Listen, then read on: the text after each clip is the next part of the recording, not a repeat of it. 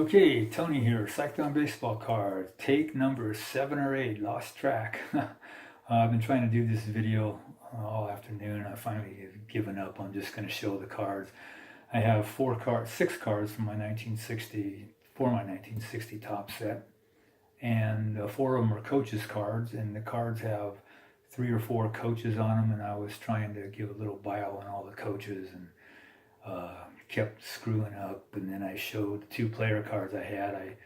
I gave bios on the wrong card, and I did that twice. So I'm a real brain farts, I guess, today. Just not having a good day. So I'm just going to show the cards and maybe give a little bio on a couple of the players, but not going to do a whole lot. So first up, we have the Chicago White Sox. And Johnny Cooney had an interesting story. He was in spring training, first game of spring training in 1930, and it was also Hank Greenberg's first spring training as he was a rookie.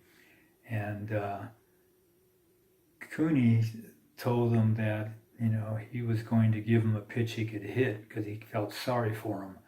Not sure why he felt sorry for him, but it might have been he was taking a lot of heat from anti-Semitism. I'm not sure. But anyway, so he told him he was going to give him a pitch to hit. He hit it and hit a home run. So I thought that was a pretty interesting story. And all these guys had a pretty decent careers. Cuccinello played for 15 years and was a 280 hitter. And then next up we have the Philadelphia Phillies coaches. We have Dick Carter, Andy Cohen, and Ken Silvestri. These guys had okay careers, nothing really great to say on them. And then you have the Washington Senators. And the Senators had, let's see if I can find my sheet on him. I got everything's all messed up here. Bob Swift. Okay, he was a catcher for 14 years. He's also the catcher that's pictured in that catching, and it's supposed to be a pretty famous photograph of him catching when the little guy was put in this pinch hitter from Bill Veeck. Swift was catching for the Tigers, and Eddie Goodell was the little guy that Veeck had pinch hit, and of course he was walked and pitched run for and never heard from him again. But Swift was the catcher that is in that kneeling position in the photograph. So here's the picture of Eddie Goodell at the bat. I don't know how many people have seen this photo, but it's pretty cool. You can see why it's a famous photo. All right, so there you have it. And then we have the Milwaukee Braves. Whit Wyatt, who had the best career of all of these guys. He was 109 and 95, 1-loss record with a 3.79 ERA in a 15-year career. He was a 4-time All-Star, 1-time wins leader, and he won the only game in the 1941 World Series, beating the Yanks,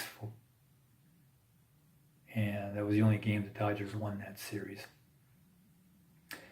And Joe DiMaggio said after facing Wyatt in one World Series game, he called Wyatt the meanest guy he ever saw. Wyatt's best run was 19 let's see, best year was 1941. He was 22-10 with 7 shutouts. And during his most productive period, 1940 through 43, he was 70-36 and led the league in shutouts twice. Okay, so not bad.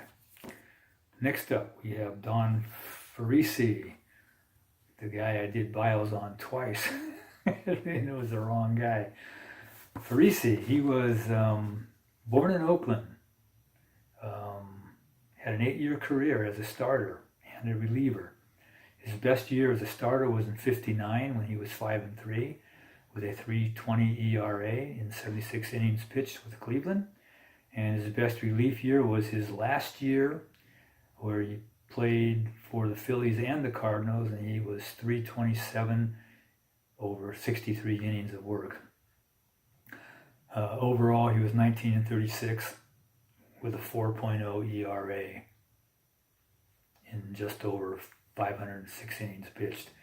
In one game, he once hit 3 doubles, and he wasn't considered a very good hitter. And in his very last bat, in his very last game, he hit a home run. So, Don Farisi. Next up, we have another Don. This might be why I mixed up the cards, both Dons. This Don Budden, he played shortstop for 6 years. 5 of those years was with the Red Sox. He was a .241 hitter and had 41 homers and 225 RBIs. He was prone to making errors, and a Boston sports writer once wrote that Budden's license plate should bear the letters E6. And he was nicknamed by the Boston fans Bootin' Budin. In 1959, the Red Sox signed infielder Pumpsie Green to compete for Budin's job. Green won the job, and with that, the Red Sox became the last team to integrate their roster. Okay, so there you have it. My 6 cards. Nice additions to my set. It's coming along quite nicely. And so everybody have a great Friday night and a nice weekend.